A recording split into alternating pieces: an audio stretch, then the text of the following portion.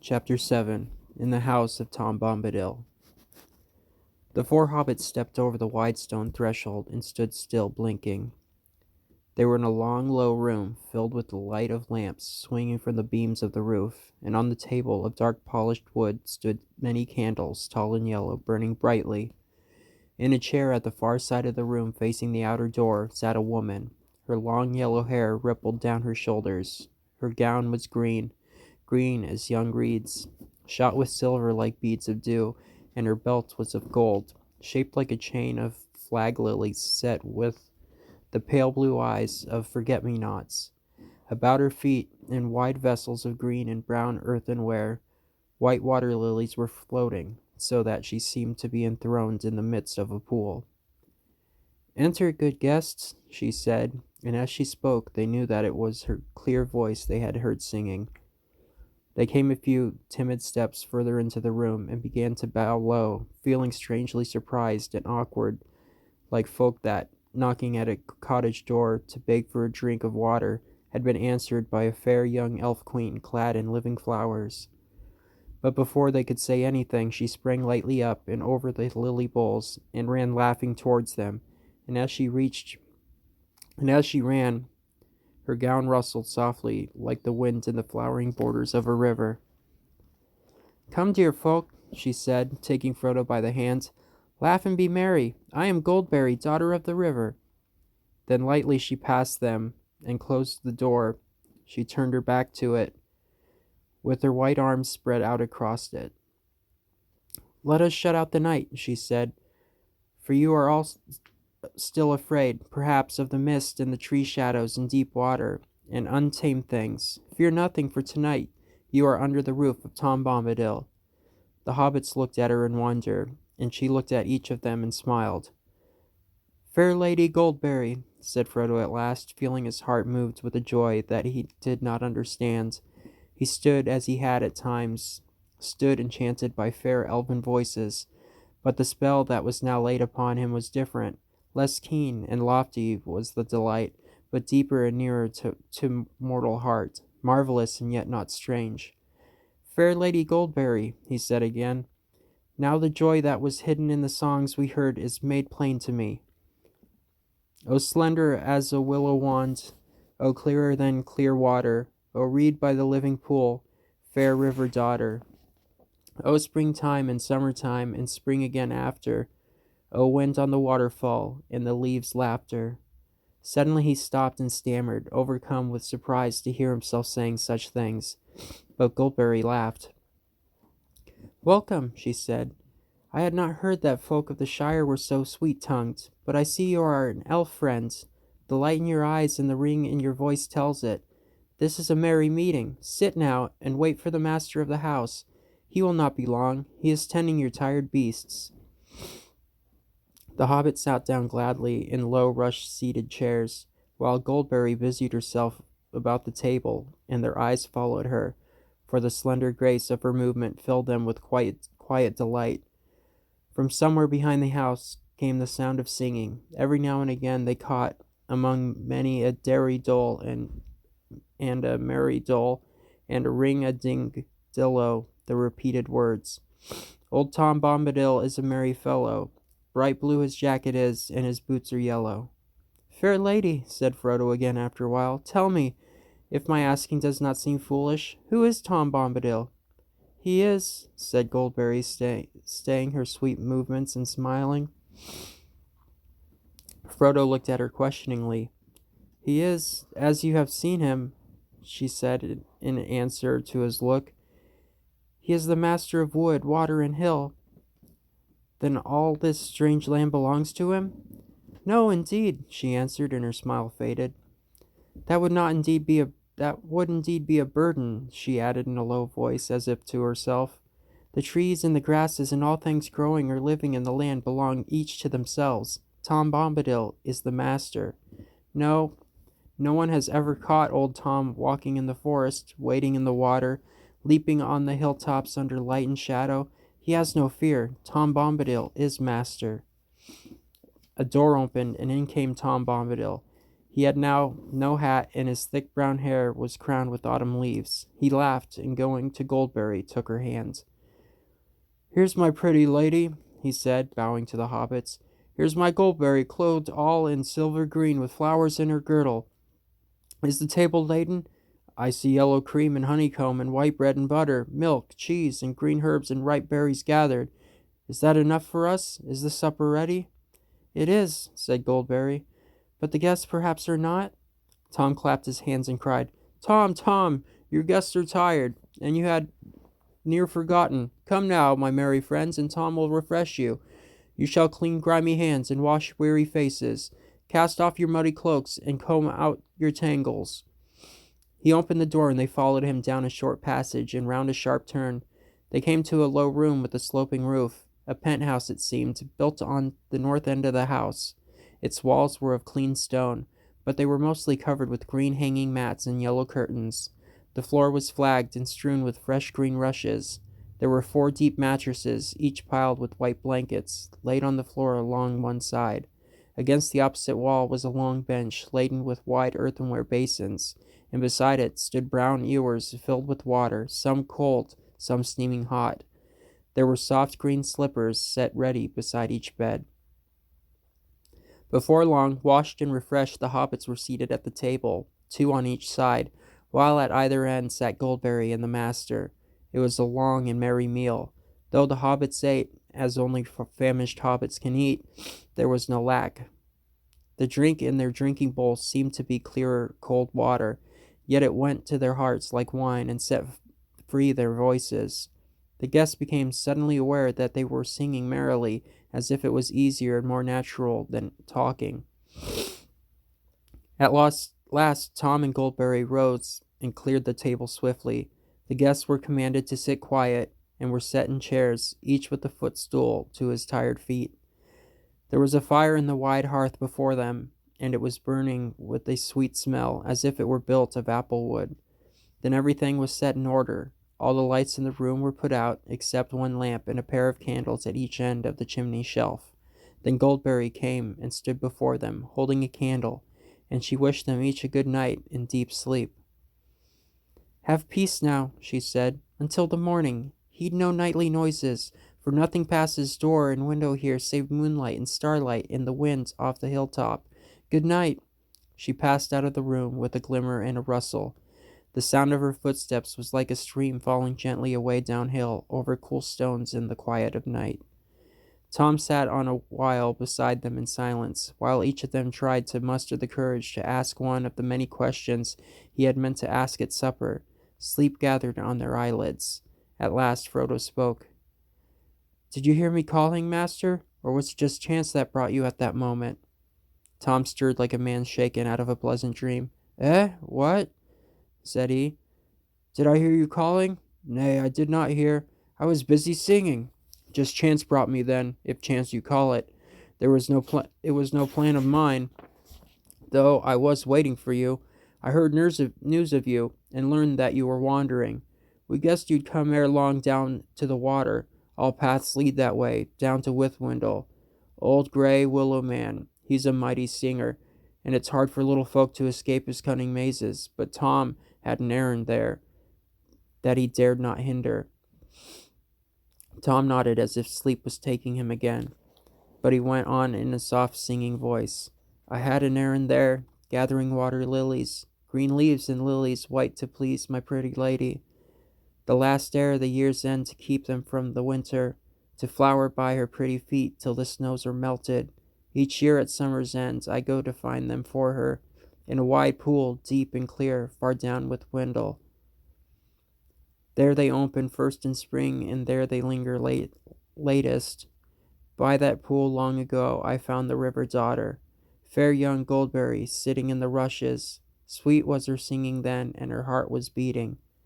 He opened his eyes and looked at them with a sudden glint of blue. "And that proved well for you, for now I shall no longer go down deep again along the forest water, not while the year is old, nor shall I be passing Old Man Willow's house this side of springtime. not till the merry spring, when the river daughter dances down the withy path to bathe in the water. He fell silent again, but Frodo could not help asking one more question, the one he most desired to have answered. "Tell us, master," he said, "about the Willow Man. What is he? I have never heard of him before." "No, don't," said Merry and Pippin together, sitting suddenly upright. "Not now, not until the morning." "That's right," said the old man. "Now's the time for resting. Some things are ill to hear when the world's in shadows. Sleep till the morning light, rest on the pillows. Heed no nightly noise, fear no gray willow." And with that he took down the lamp and blew it out, and grasping a candle in either hand, he led them out of the room. Their mattresses and pillows were soft as down, and the blankets were of white wool. They had hardly laid themselves on the deep beds and drawn the light covers over them before they were asleep. In the dead of night, Frodo lay in a dream without light. Then he saw the young moon rising. Under its thin light there loomed before him a black wall of rock, pierced by a dark arch, like a great gate. It seemed to Frodo that he was lifted up, and passing over, he saw that the rock wall was a circle of hills, and that within it was a plain, and in the midst of the plain stood a pinnacle of stone, like a vast tower, but not made by hands. On its top stood the figure of a man. The moon, as it rose, seemed to hang for a moment above his head, and glistened in his white hair as the wind stirred it up. Up from the dark plain below came the crying of fell voices, and the howling of many wolves. Suddenly a shadow like the shape of great wings passed across the moon. The figure lifted his arms, and a light flashed from the staff that he wielded. A mighty eagle swept down and bore him away. The voices wailed and the wolves yammered. There was a noise like a strong wind blowing, and on it was borne the sound of hoofs galloping, galloping, galloping from the east. "Black riders," thought Frodo as he waked, with the sound of the hoofs still echoing in his mind. He wondered if he would ever again have the courage to leave the safety of these stone walls.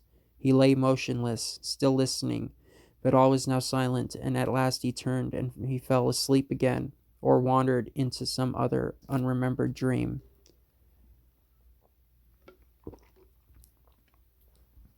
At his side Pippin lay dreaming pleasantly, but a change came over his dreams, and he turned and groaned. Suddenly he woke, or thought he had waked, and yet still heard in the darkness the sound that had disturbed his dream. Tip, tap, squeak. The sound was like branches fretting in the winds, twig fingers scraping wall and window. Creak, creak, creak. He wondered if there were willow trees close to the house, and then suddenly he had a dreadful feeling that he was not in an ordinary house at all, but inside the willow, and listening to that horrible dry creaking voice laughing at him again. He sat up and felt the soft pillows yield to his hands, and he lay down again relieved. He seemed to hear the echo of words in his ears. "Fear nothing. Have peace until the morning. Heed no nightly noises." Then he went to sleep again. It was the sound of water that Merry heard falling into his quiet sleep. Water streaming down gently and then spreading irresistibly all around the house into a dark, shoreless pool. It gurgled under the walls and was rising slowly but surely. "I shall be drowned," he thought. "It will find its way in, and then I shall drown." He felt that he was lying in a soft, slimy bog, and springing up, he set his foot on the corner of a cold, hard flagstone. Then he remembered where he was and lay down again. He seemed to hear or remember hearing. Nothing passes doors or windows, save moonlight and starlight in the wind of the hilltop. A little breath of sweet air moved the curtain. He breathed deep and fell asleep again. As far as he could remember, Sam slept through the night in deep content, if logs are contented. They woke up all four at once in the morning light. Tom was moving about the room whistling like a starling. When he heard them stir, he clapped his hands and cried, "Hey! Come, merry dole, my hearties!" He drew back the yellow curtains, and the hobbit saw that these had covered the windows at either end of the room, one looking east and the other looking west. They leapt up refreshed. Frodo ran to the eastern window and found himself looking into a kitchen garden gray with dew. He had half expected to see turf right up to the walls, turf all pocked with hoof prints, Actually, his view was screened by a tall line of beams on poles, and above and far beyond them the great top of the hill loomed up against the sunrise. It was a pale morning in the east. Behind long clouds like lines of soiled wool stained red at the edges lay glimmering deeps of yellow. The sky spoke of rain to come, but the light was broadening quickly, and the red flowers on the beans began to glow against the wet green leaves. Pippin looked out of the western window, down into a pool of mist. The forest was hidden under a fog. It was like looking down onto a sloping cloud roof from above.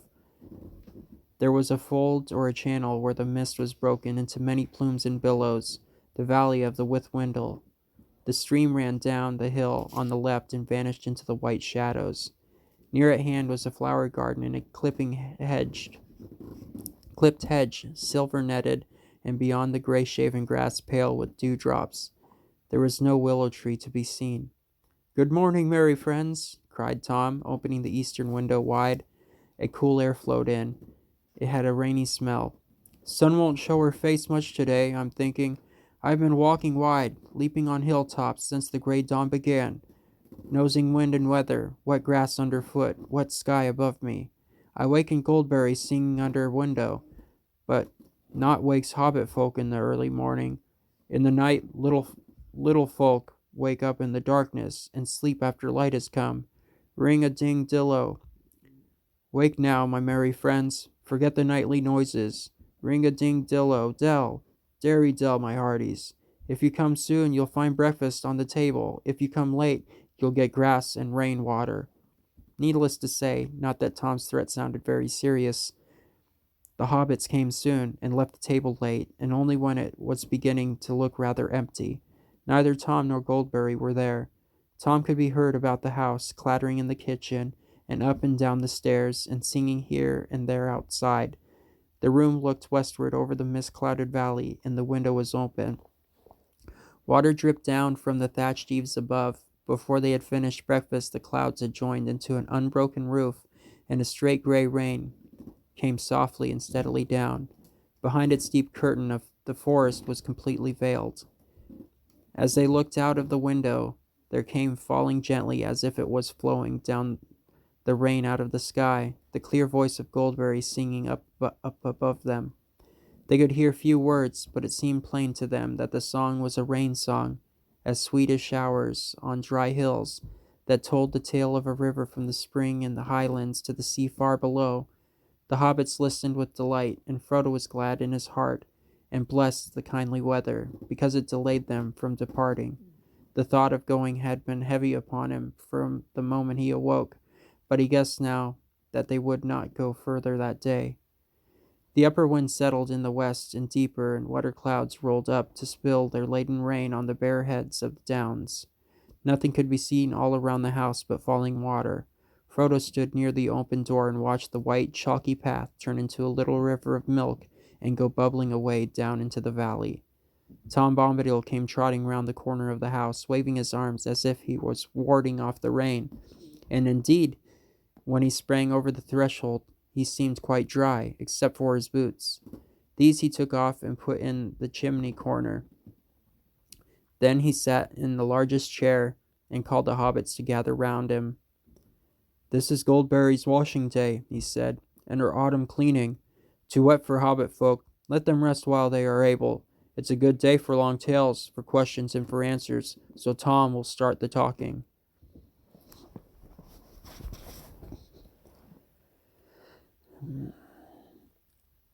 He then told them many remarkable stories, sometimes half as if speaking to himself, sometimes looking at them suddenly, with a bright blue eye under his deep brows. Often his voice would turn to song, and he would get out of his chair and dance about. He told them tales of bees and flowers, the way of trees, and the strange creatures of the forest, about the evil things and good things, things friendly and things unfriendly, cruel things and kind things, and secrets hidden under brambles. As they listened, they began to understand the lives of the forest, apart from themselves, indeed to feel themselves as the strangers where all other things were at home. Moving constantly in and out of his talk was Old Man Willow, and Frodo learned now enough to content him, indeed more than enough, for it was not comfortable lore. Tom's words laid bare the hearts of trees and their thoughts, which were often dark and strange, and filled with a hatred of things that go free upon the earth, gnawing, biting, breaking, hacking, burning, destroyers and usurpers. It was not called the Old Forest without reason, for it was indeed ancient, a survivor of vast forgotten woods, and in it there lived yet, aging no quicker than the hills, the fathers of trees, remembering times when they were lords, the countless years that filled them with pride and rooted wisdom and with malice. But none were more dangerous than the great willow. His heart was rotten, but his strength was green, and he was cunning, and a master of winds, and his song and thought ran through the woods on both sides of the river. His gray, thirsty spirit drew power out of the earth and spread like fine root threads into the ground, and invisible twig fingers in the air, till it had under its dominion nearly all the trees of the forest from the hedge to the downs. Suddenly Tom's talk left the woods and went leaping up the young stream, over bubbling waterfalls, over pebbles and worn rocks, and among small flowers and close grass and wet crannies, wandering at last up onto the downs. They heard of the great barrows, and the green mounds, and the stone rings upon the hills, and in the hollows among the hills. Sheep were bleating in flocks, green walls and white walls rose. There were fortresses on the heights. Kings of little kingdoms fought together, and the young sun shone like fire on the red metal of their new and greedy swords. There was victory and defeat, and towers fell, fortresses were burned, and flames went up into the sky.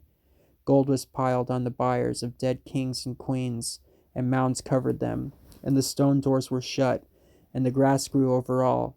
Sheep walked for a while, biting the grass, but soon the hills were empty again. The shadow came out of the dark places far away, and the bones were stirred in the mounds. Barrow waits walked in the hollow places with a clink of rings on cold fingers, and gold chains in the wind. Stone rings grinned out of the ground like broken teeth in the moonlight. The hobbit shuddered. Even in the Shire the rumor of the Barrow Waits, of the Barrow Downs beyond the forest had been heard, but it was not a tale that any hobbit liked to listen to. Even by a comfortable fireside far away, these four now suddenly remembered what the joy of this house had driven from their minds, the house of Tom Bombadil, nestled under the very shoulder of those dreadful hills. They lost the thread of his tale and shifted uneasily, looking aside at one another. When they caught his words again, they found that he had now wandered into strange regions beyond their memory and beyond their waking thought, into times when the world was wider and the seas flowed straight to the western shore, and still on and back Tom went singing out into the ancient starlight, when only the elf sires were awake. Then suddenly he stopped, and they saw that he nodded as if he was falling asleep. The hobbit sat still before him, enchanted, and it seemed as if, under the spell of his words, the wind had gone, and the clouds had dried up, and the day had been withdrawn, and the darkness had come from east and west, and all the sky was filled with the light of white stars. Whether the morning and evening of one day or of many days had passed, Frodo could not tell. He did not feel either hungry or tired, only filled with wonder. The stars shone through the window, and the silence of the heavens seemed to be round him. He spoke at last out of his wonder and a sudden fear of that silence. "Who are you, master?" he asked. What?" said Tom, sitting up, and his eyes glinting in the gloom. "Don't you know my name yet?" "That's the only answer. Tell me, who are you, alone, yourself, and nameless?" "But you are young, and I am old. Eldest, that's what I am. Mark my words, my friends. Tom was here before the river and the trees. Tom remembers the first raindrop and the first acorn. He made paths before the big people, and saw the little people arriving. He was here before the kings and the graves and the barrow waits. When the elves passed westward, Tom was already here, before the seas were bent. He knew the dark under the stars when it was fearless, before the dark lord came from outside." A shadow seemed to pass by the window, and the hobbits glanced hastily through the panes. When they turned again, Goldberry stood in the door behind, framed in light. She held a candle, shielding its flame from the draught with her hands, and the light flowed through it, like sunlight through a white shell. "The rain has ended," she said, "and new waters are running downhill under the stars. Let us now laugh and be glad." "And let us have food and drink," cried Tom.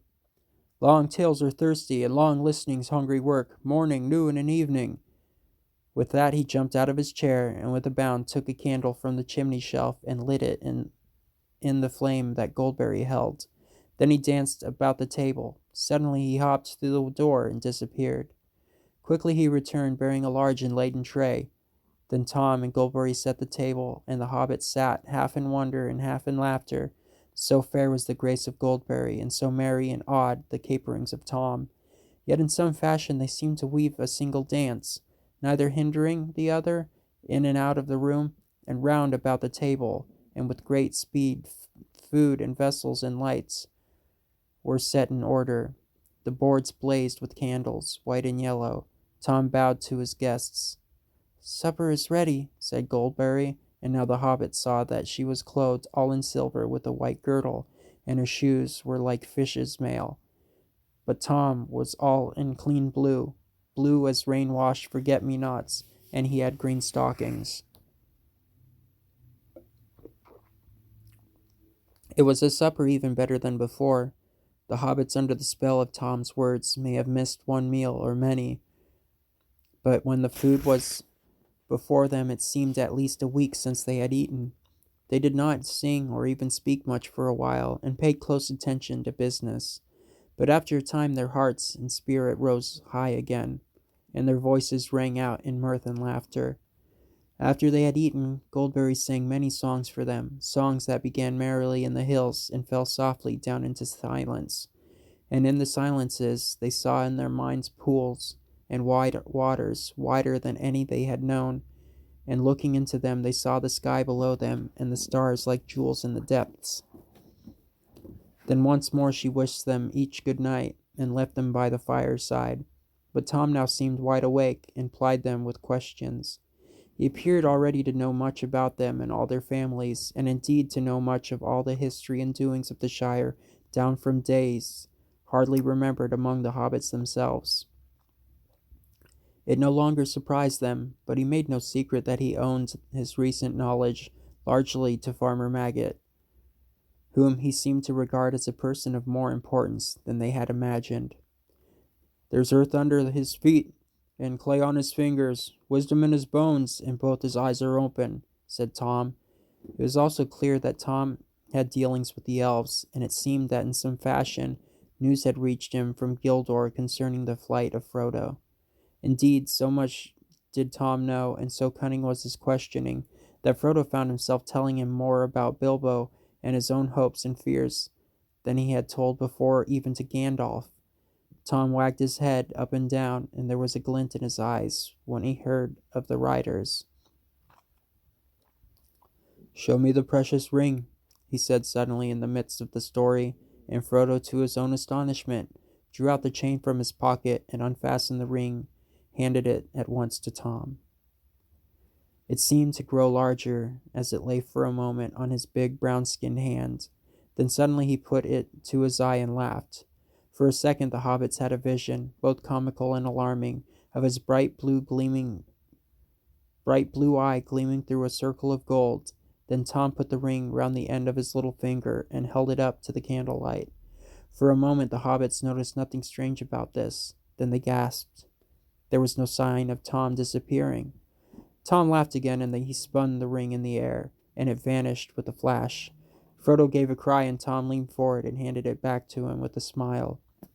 Frodo looked at it closely and rather suspiciously, like one who has lent a trinket to a juggler.